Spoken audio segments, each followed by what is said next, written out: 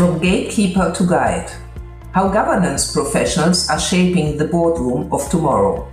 Welcome to the Better Boards podcast series, the podcast for chairs, CEOs, non-executive directors, company secretaries, and their advisors. Every episode is filled with practical insights and learnings from those inside boardrooms. We discuss what really matters and highlight actionable steps you can take to enhance the performance of your board. Governance professionals are no longer the quiet people who sit in a corner, take the notes. Today they are critical voices at the heart of boardroom decision making. In this podcast, I'm absolutely delighted to speak with Erika Eliasson-Norris. She's the CEO of Beyond Governance and the author of The Secret Diary of a Company Secretary, to explore how the role has evolved and why it still remains misunderstood. I think it's important sometimes to take time for candid reflection and look at practical examples, and this is what we try to unpack about the profession in this episode. And we go from ethical tensions to boardroom politics and share how the role is changing as boards come under growing scrutiny. So please listen. Erika, thank you so much for contributing to the Better Boards podcast series. Thank you very much for having me. You are on a mission, Erika, I know. So let's start at the beginning. How has the role of the governance professional changed over the last decade? So I think that we've moved from record keeping to future shaping. And I think that governance professionals are now architects of organizational resilience. And to put that in context, if we look 10 years ago, many governance professionals were still viewed as the minute taker or the rule checker in the corner of the room. But I think that today they should be, if they are not already, the trusted advisors in strategic discussions. They should be expected to anticipate regulatory changes, manage complex stakeholder expectations, but also act as that ethical compass of the organisation. For example, if we look back 10 years, then they may have been brought in at the end of a merger to tidy up the paperwork, whereas in 2025, I think that they should be and are, from what I hear of other people in the industry, in the room from the very first conversation, helping to shape the deal structure, ensuring that cultural alignment and preempting ESG narrative and other kind of press releases and things like that that will come off the back of a particular deal. You mentioned now quite a bit already, but what does this change really look like today? And how does good look like in this space today? I think that it isn't necessarily an increase in technical skill. I think that it is an increase, if not already there, kind of other softer skills. I think that it's a matter of governance professionals understanding their value and what they bring and being able to interpret that and demonstrate that in a way that those other stakeholders in the boardroom and outside can understand, appreciate, and also want to have those people to be brought in. So it's about building trust with those people around you and becoming that advisor that is the go-to person that will support and navigate through complexity. I mean, I found a lot of governance professionals are lawyers. And to some lawyers, this EQ side doesn't come easily. Have you noticed this as well? Yes. It's definitely, it can be a challenge, and it can be a challenge for governance professionals, for instance, that report into somebody that holds a company secretarial title or designation, but doesn't have any governance expertise. And that kind of EQ part of it and the building of trust and being able to look and work consistently in the grey, it isn't a matter of this is right and this is wrong. It's a matter of what is ethically the sound right thing to do in that particular moment. And there's a lot of integrity required with governance professionals, and a lot of governance professionals are very values driven, and that's not to say that lawyers aren't, but we have to have a very strong ethical compass to be able to navigate through some situations that where I've been in with lawyers involved have, to be fair, rightly said, this is not my area of expertise. I need to sidestep this because I don't know how to advise the board other than to say this is legally correct or incorrect, or this is how we can navigate if we get into litigation situation or if we end up with issues. Whereas governance professionals are very different. And whilst they have the legal skill, they need to, in equal measure, need to have the ability to be able to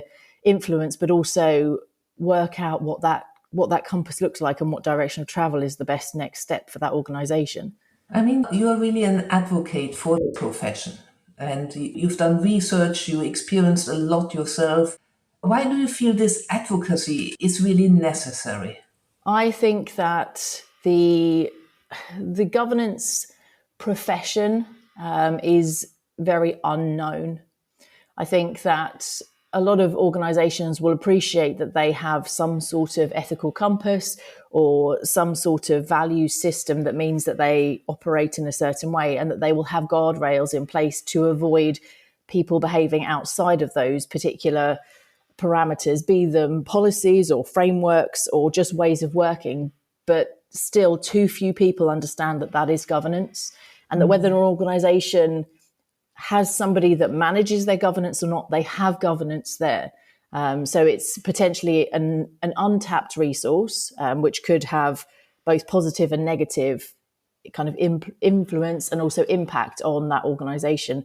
But I think most importantly, I think organizations that do governance well avoid a lot of corporate scandals and disasters. I would say that all corporate scandal disaster has some sort of root cause in corporate governance. And that is the reason why I am such an advocate of this particular area, because I think that the less impact that we can have on the stakeholders that we work with, the better. And that all starts with good governance. And how do you see this evolving? How do you see this balance between advisory and administrative duties you mentioned before? How do you see this evolving really in the next years? So I think that technology will take care of a lot of the administration. A number of company secretaries have asked me the question about the dawn of AI, although it has been around for quite a long time now. But in terms of general public, the dawn of AI and the changes that that's having to organizations. And I think that that aspect of it will improve the quality of governance support that governance professionals can bring. I think that it will take out that administrative side. The role has evolved a lot and is less administrative than it was, but I think that AI will potentially come in and support with even more of this. And I think the company secretaries or people that kind of support in that role that purely do an administrative role, they will be surplus to requirements in the future. But I think that beyond that, I think that it's a real moment for governance professionals to step out of the administrative duties, to hand them over to either whether that's technology or somebody else, and to step into that advisory role, because that is where organizations need the most support. And that advisory side expands into ethics and risk foresight and stakeholder alignment. And it will enable boards to anticipate challenges years ahead. And I think that that's where the company secretary or the governance professional kind of steps in and comes into their own.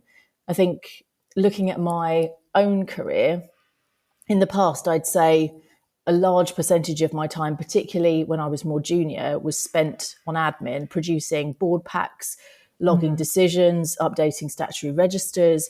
I think that that's the bit that technology will take care of. But the real value add in the advisory space is helping boards to interpret what new regulations actually mean in practice for that particular organisation, way beyond the kind of legal, just the pure legalistic aspects of this is right and now this is wrong. It's actually, what does it mean and how does it get interpreted? How does it get built into that governance framework? And also framing things like risk appetite in a way that aligns with the company's long-term objectives is something that governance professionals can also support on with regards to advisory. So I think the less administrative work, which I see is reducing anyway, but the less administrative work that governance professionals do, the more they can step into that advisory. And I think that whilst that is happening already as a kind of evolution of the role, I think that governance professionals and boards can do more to fast track that. And the real upside for them is that they will be able to make better decisions, quicker decisions, more ethical decisions by embracing this essential new way of working. It shouldn't really be new, but new way of using their governance professional as an advisor. And this requires, of course, a different skill set also, what you alluded to before. Of course it does. Yeah. It requires that technical ability. That's the absolute baseline. You have to know what's required from a compliance and regulatory and legal perspective, but you have to know far beyond that of what are the consequences. Most of kind of corporate governance codes are comply or explain, if there is even one that applies to the organization that you're in. And they are, by their very nature, loose. And that therefore gives this, like I say, element of grey that I just mentioned before. And the navigating of that, of what is right and wrong within that particular expanse, is, to be fair, the harder bit than being able to say, well, if I interpret the law in this way, the answer is yes. If I interpret the law in that way, the answer is no. And there's a bit of grey in the middle. Governance is all grey. It's all about navigating what's right for the organisation, because as much as something might be right in one circumstance in one organisation, it might exact same thing might not be right in another organisation. I've been in a company where, to be fair, we walked into the boardroom and the first thing that the chair did was take the agenda that had been beautifully set up, arranged. We knew everything that was happening. The whole year was planned out. We had certain things that were being discussed in certain meetings, and he literally picked it up, he tore it in half, and we spoke about the things that actually mattered to the business right then. There was a very significant issue that was happening with that organisation at that moment in time, and we basically threw out everything else that we were planning on discussing because the rest of it didn't matter. This was the only thing that mattered at that moment in time. That's good governance. And yet, if you look at it on paper, having perfectly organised agendas and making sure you cover everything off and all these other sorts of, to be fair, very administrative, very box-ticking type governance elements appear to be the right way to do things. But sometimes that isn't the right thing at the time. And I think that's the bit that a great governance advisor to a board is able to do. They're able to flex as and when necessary, whilst keeping that absolute ethical, values-driven compass. That means that they've got that North Star. They know where they're heading and they know why they are making that different decision in that particular moment. And they can explain it to stakeholders if they need to. They're normally not the person that needs to, but they are the person that will be thinking through the impact that whatever this decision will be having on other parties. And therefore, if they ever did need to explain, or the board ever needed to explain, they would be able to be there as that safe pair of hands, guiding them through and saying, okay, well, the reality is we made this decision, or we decided to, in that example that I gave, rip up the agenda and we didn't cover any of those matters. But that's fine, because what we actually covered was this. And this was far more important. And actually that shows the strength of the board and the strength of decision-making when you can flex and change without everything falling apart. Now, you very often speak about governance with grit. Is this what you mean, what you just described? Or what does governance with grit look like in the real world, in practice? Yeah, so governance with grit, in short, means kind of holding the line so the organisation can hold its future. And that means, by way of example, standing your ground if a powerful CEO wants to sidestep a process for speed's sake. It's kind of saying, we can move fast, but not at the expense of transparency or trust. It's about knowing when to dig in and when to bend without breaking. And all of those sorts of things relate to resilience under pressure. I was in a situation, for example, when we had 48 hours to brief the board on a brewing regulatory investigation. The information was incomplete. We had a potential leak to the press. And that governance with grit in that situation meant calmly prioritising the facts over speculation, pulling together the information that we had to be able to make the best decision we had with the information available, and ensuring that board could act decisively without being driven by panic. Because in any situation, particularly that one, there was a lot of pressure lying on that. And as much as there was pressure on those individuals in their particular board roles, there was also pressure on those individuals in their own individual roles and their own personal reputations, which adds another parameter essentially to all these things. And I think that is an element of being a governance professional that has grit, to be able to kind of stand there as somebody in the business, someone that's looking outside the business, and they're also assessing the impact that this decision might have on those particular individuals and the type of approach they may or may not take in a particular circumstance, and trying to make things as easy for them as possible, which has an element of psychology to it, and how people work under pressure. And when you work with the board, you work with those people, you really start to, if you're doing your job well, you really start to unpack what makes people tick, and those particular people in that organization tick. And you want them to perform at their best, and you allow them to, in that gritty situation, do their absolute best by you doing your absolute best. Now, everything you described so far, Erika, shows how pivotal the role of a governance professional really is in an organization. And yet, there are quite some misconceptions. And how do we clean up these misconceptions? I know it's close to your heart, but what do you think can be done to really clean up the misconceptions and show that this profession, this role in the organization, gets really the spot it deserves? Yes. So there are a number of different things that need to be done. I think that company secretaries and people that do the job well need to be spokespeople for the industry, because I think that's a great way of being able to bring and breathe life into what it all means. I think that the biggest myth or misconception with regards to a company secretary is that they just take the minutes, because the reality is that if the job's being done well, that person's fingerprint should be over the business's or the organization's biggest strategic decisions, and often in ways that aren't visible outside the boardroom. I think that bringing those stories of what it actually means to be a governance professional to life is where you start to unpack and bring to a wider audience the impact of those individuals, because it's very easy to say, well, I'm really important and this is why I'm really important. But people don't necessarily pick up on that sort of thing. There are so many people in an organization that are important and that have roles that are unknown. I just think that from a governance perspective, we are influencing some of the most senior people in an organization, and therefore the impact that person can have of either being good or not so good, or even being somebody in place that has this skill set or doesn't have this skill set, is the bit that I kind of really want to drive home. And I have recently written my debut book, The Secret Diary of a Company Secretary. And within that, I interviewed 8 group company secretaries of FTSE listed businesses. Arguably, they have some of the most challenging governance issues that you might find in the kind of governance arena.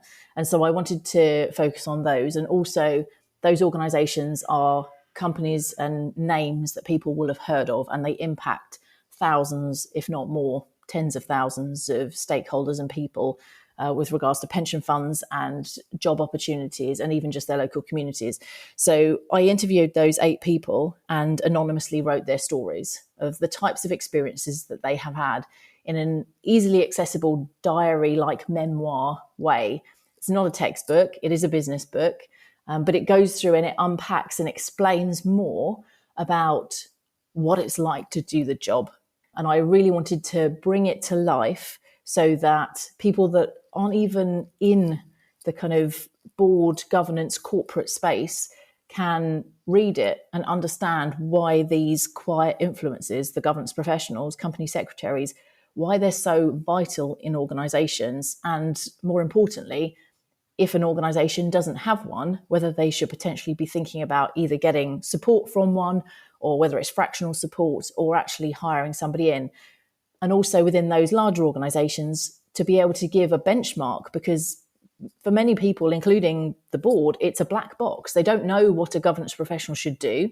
They kind of instill a level of confidence in them that they are going to do a good job. But if they haven't seen what good looks like, then they wouldn't know. And so the book also unpacked what some of those really great company secretaries are doing for their boards and how they are supporting, and the way that their influence is had within the boardroom. But I think most importantly, the stories that I wrote bring out the humour of the role, the sadness sometimes of the role, the complete devastation of organisations not working out, and then the elation when things do. And I think that storytelling aspect is something that I hope has been brought out in the book to help raise the role of the company secretary and to combat some of those misconceptions that it's a purely administrative role. It really isn't. And it's so much more than that. And various occasions, the group company secretary can be absolutely having the weight of the world on their shoulders, and nobody else knows and nobody else is supposed to know. And shining a light on that role, for me, is so vitally important. And hopefully an accessible book has been created that means that people can understand this a little bit better. What would you say to early career professionals entering the governance field today? I would say it's an amazing time to be joining the governance profession. I think that it's important that these people coming in understand that it's not simply about keeping the wheels turning in an organisation, it's about helping to steer the whole vehicle. And I think that if someone can start to think like a strategist rather than as only a steward, then we start seeing some traction within the governance space. That isn't to say that the governance professional should be the loudest voice in the room. They absolutely shouldn't be. They should be the quietest person, the person that listens the hardest, but actually helps steer the organisation for all the right reasons. And I think that those early career co-secs should get comfortable with being uncomfortable.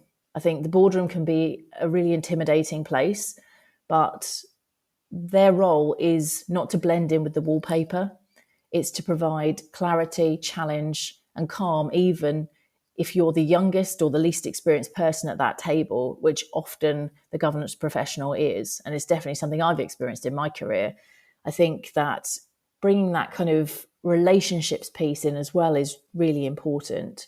It's not just about the rules. And this is where we kind of spoke about the difference between being a technician and an advisor. I think the technical knowledge will come, but influence depends on trust. And those junior people, if they can make time to understand what their chair's communication style is, what their CEO's priorities are, maybe what their non-exec director's pet peeves are, these insights will make those individuals far more effective than memorizing every line of the Companies Act. Fantastic. Sadly, we have to come to an end. And as always on the Better Boards podcast series, what are the 3 things our listeners should take away from this podcast? I would say that in just a decade, governance professionals have gone from being the minute taker to being a trusted strategic partner, shaping deals, steering narratives, and helping boards navigate uncertainty with courage and clarity. I think secondly, you need to know what good looks like. Good governance today isn't about ticking boxes. It's about giving boards the confidence to act decisively and ethically, even when the path is unclear, turning governance into a genuine source of competitive advantage. And thirdly, I think my wish for the future is that boards treat governance not as the brakes, but as the steering wheel, in using it to navigate complexity with vision, integrity, and purpose, so they don't just succeed, but they leave a lasting legacy. I think that's what I would say. Thanks, Sabine. Thank you, Erika. Thank you for contributing to the Better Boards podcast series. It's been lovely. Thank you. Thank you so much for listening to the Better Boards podcast series. If you have any questions about boards, board evaluations, board development, the governance profession, get in touch. There's a growing community around Better Boards, and we love to welcome you. So feel free to reach out. You can best reach us on info@better-boards.com.